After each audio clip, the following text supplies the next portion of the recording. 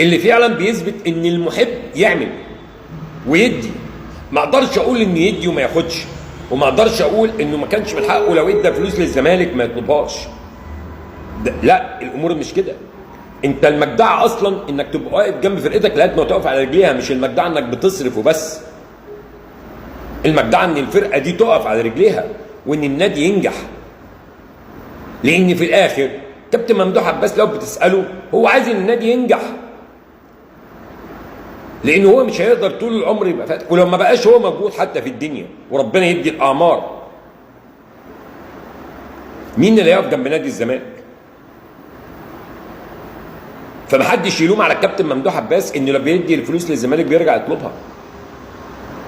ده الشيء اللي واجب والاحترام انه في الظروف الاقتصاديه اللي احنا فيها دي وهو قادر يطلع وبيقول هساعد واعمل وادي مكافآته.